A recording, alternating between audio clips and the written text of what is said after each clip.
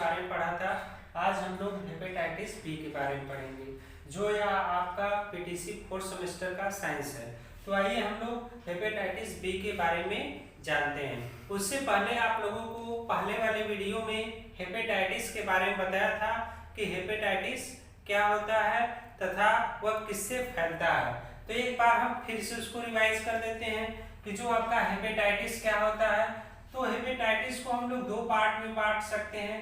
एक आपका कह सकते हैं हेप्ट और एक कह सकते हैं इटिस। हेप्ट मतलब होता है लीवर और इसका मतलब होता है इन्फ्लोमेशन।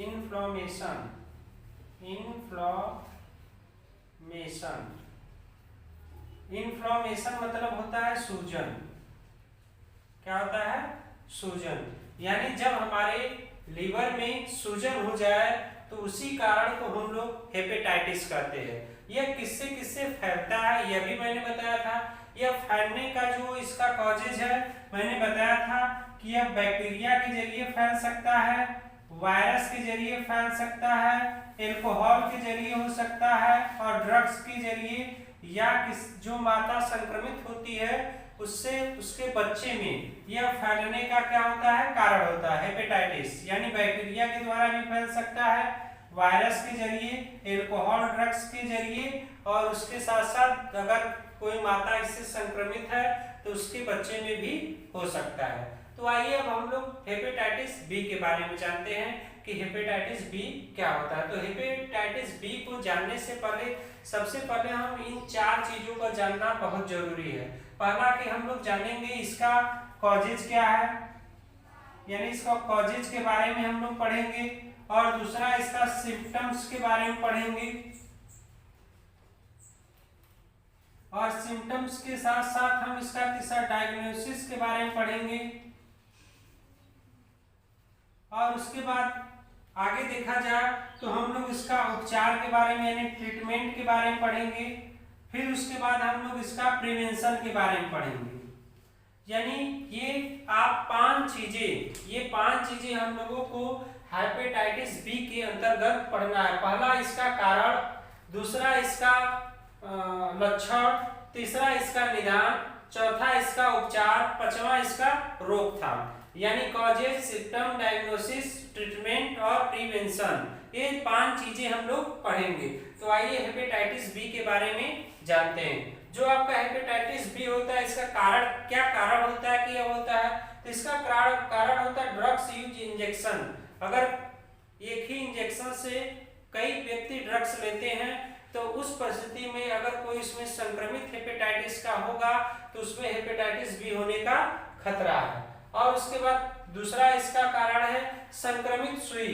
अगर कोई व्यक्ति क्या करते हैं, कोई व्यक्ति इस डिजीज से संक्रमित हो तो उससे जो इंजेक्शन लगाते हैं उसी इंजेक्शन से कई व्यक्तियों को अगर हम लगाएं तो यह रोग फैलने का वजह है। अगर इसका अगला देखें टैटू, अगर हम लोग टैटू बनवाते हैं तो टैटू के फलस्वरूप जो जिस मशीन का प्रयोग हम लोग हर व्यक्तियों पर अगर लगातार करते रहें और उसमें से कोई संक्रमित व्यक्ति पर भी हम लोग प्रयोग करें और अगले का भी इसी तरह प्रयोग करते जाए तो उसमें भी यह होने का खतरा है।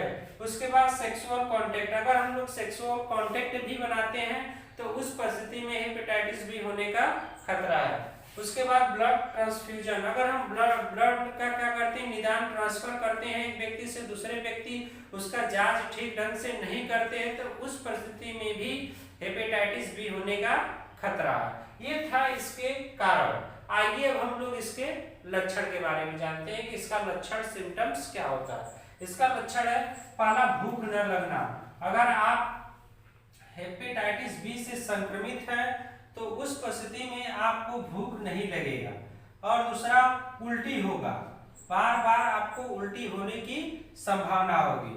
और तीसरा पेट में दर्द होना, और आपके पेट में क्या होने लगेगा? दर्द होने लगेगा, और आपका सर दर्द भी करेगा और आपका बदन दर्द भी करेगा। यानी भूख नहीं लगेगा, उल्टी होना स्टार्ट होगा, पेट दर्द भी करेगा, बदन दर्द, सर दर्द, ये सारी चीजें होंगी। और आपको पीलिया भी हो जाएगा। क्या हो जाएगा? पीलिया हो जाएगा। और डार्क कलर यूरिन, जो यूरिन का कलर होता है हमारे मूत्र का, वह डार्क हो जाएगा। कैसा हो जाएगा? डार्क हो जाएगा। और येलोविश स्किन, हमारा स्किन एकदम पीला पड़ जाएगा। हमारी जो आंख में स्क्लेरा है वह भी एकदम, जो व्हाइट वाला पार्ट होता है वह भी एकदम पीला पड़ जाएगा। यानी ये चीजें लक्षण है। भूख न लगना, उल्टी होना, पेट में दर्द होना, सर दर्द, बदन दर्द, पीलिया, dark colour, urine, yellowish skin, ये सब इसके क्या है? लक्षण है। आइए अब हम लोग इसके निदान के बारे में बात करते हैं, जिसको हम लोग डायग्नोसिस बोलते हैं। तो इसमें पहला यूरिन रिपोर्ट, हम लोग यूरिन रिपोर्ट के जरिए इसके निदान कर सकते हैं। और इसमें क्या होता है? बिलिरुबिन की मात्रा, मैंने बताया था कि जब हमारे अंदर लीवर में बिलिरुबिन की मात्रा बढ़ जाता है तो उस परिस्थिति में पीलिया होने का वजह होता है। और इसका मुख्य कुछ एंजाइम्स भी होते हैं, जैसे एसजीपीटी और एसजीओटी एंजाइम जो होते हैं, जिसकी मात्रा क्या होती है? बढ़ जाती है। उसके बाद एक जांच किया जाता है जिसको बायोप्सी बोला जाता है। बायोप्सी का प्रयोग तब जांच के लिए किया जाता है जब हमारा लीवर डैमेज हो जाता है, और उसका कुछ अंश लेकर हम लोग क्या करते हैं? उसको बायोप्सी करवाते हैं, जांच करवाते हैं। पूछा जाएगा कि बताइए हेपेटाइटिस बी में जांच का नाम बताइए, किस जांच का है? तो बायोप्सी है। बायोप्सी ही क्या है? आपका हेपेटाइटिस बी का। एसजीओटी ये भी आपका एक तरह का आपका जांच है। उसके बाद आइए हम लोग देखते हैं उपचार यानी ट्रीटमेंट के बारे में कि इसका उपचार क्या है।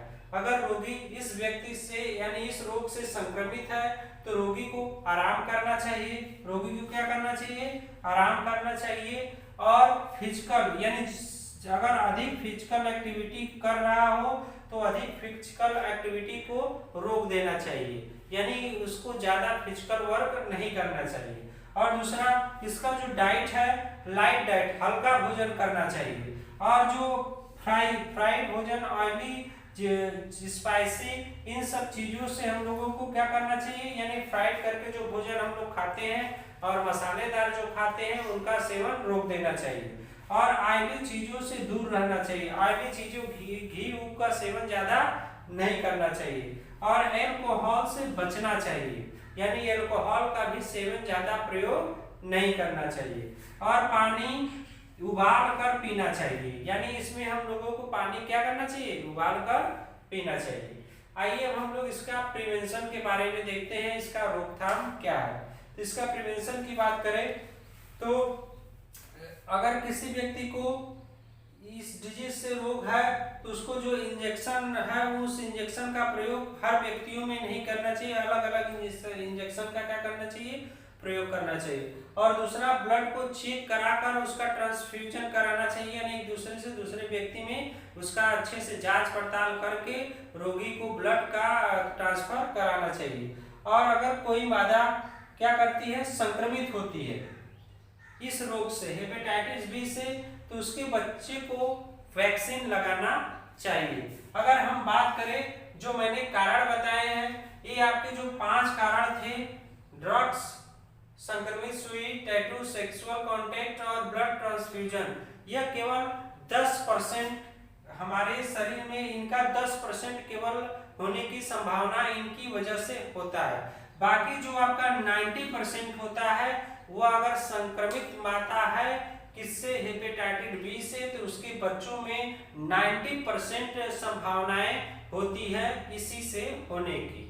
ये आपका था हेपेटाइटिस बी के बारे में। आगे हम लोग नेक्स्ट चैप्टर पढ़ेंगे। आज के लिए बस इतना ही। धन्यवाद।